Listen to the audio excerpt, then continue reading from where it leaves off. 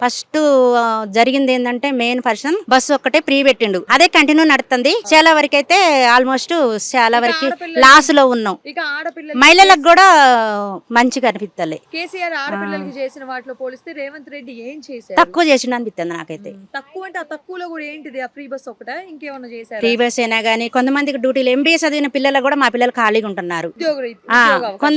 అదృష్టం ఉన్న వాళ్ళకి వస్తుంది, రాని వాళ్ళకి రావట్లేదు. లక్షలు లక్షలు పెట్టి మేము చదివించినాం ఇద్దరు మగ పిల్లలు.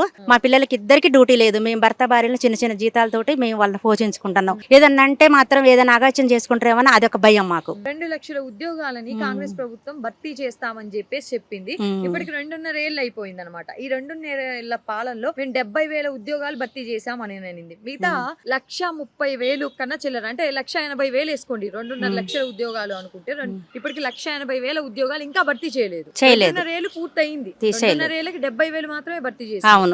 మిగతా 1,80,000 భర్తీ చేస్తే 70,000 అని మీరు అంటున్నారు కానీ నాకు అంతకంటే తక్కువేమనిపిస్తుంది. పోనీ ఆ లెక్కన వేసుకున్నా మిగతా ఉద్యోగాలని భర్తీ చేసే అవకాశం ఉందా కాంగ్రెస్ ప్రభుత్వం? ఉంటే బాగుంటదని, గెలిపించుకున్నందుకే ఉంటే బాగుంటదని, పేదవాళ్ళ పక్షాన ఉంటే అందరికి మంచిదే కదా. ఇప్పుడు ఏంటంటే మా సాలరీలు కూడా 15,000 రూమ్ రెంట్ కిరాయి మందం కూడా రావట్లేదు నాకు. అప్పటికిప్పటికి ఈ 2.5 ఏళ్లలో ఈయన వచ్చిన తర్వాత జీతాలు ఏమైనా 5,000 కూడా పెంచలేదు. పోనీ ఇంకేమన్నా అవకాశాలు లేదంటే మీకు ఇంకేమన్నా అంటే వాళ్ళ వైపు నుంచి సహాయం ఏమన్నా? ఏమి లేదు. ఏమి పని ఎక్కువైతుంది, సాలరీ తక్కువైతుంది. 7,000 నుంచి 12,000, 13,000, 14,000, 15,000 వరకు మాకు రూమ్ రెంట్.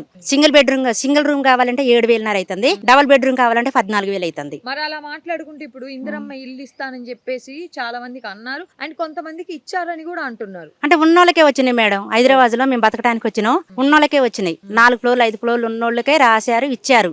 ఇప్పుడు ఇదంతా కాంగ్రెస్ ప్రభుత్వం, ఇప్పుడు మనం ఏ లెక్కన మాట్లాడుకున్నా రేవంత్ రెడ్డి పాలన మీదకే వస్తుంది కాబట్టి రేవంత్ రెడ్డిది తప్ప, లేదంటే ఈ మధ్యలో నాయకులు జనాన్ని వాళ్ళకి ఎవరైతే అనుకువగా ఉంటారో వాళ్ళకి ఇప్పించేసి మిగతా వాళ్ళకి ఇప్పించారు. ఇప్పుడు రేవంత్ రెడ్డి గారు ఎక్కడో ఆఫీసులో రూమ్ లో కూర్చుంటారు, మిగతా ఆయన పిఏలు అవి వీళ్ళు ఉంటారు, వాళ్ళుగా బయట చూసుకునేది.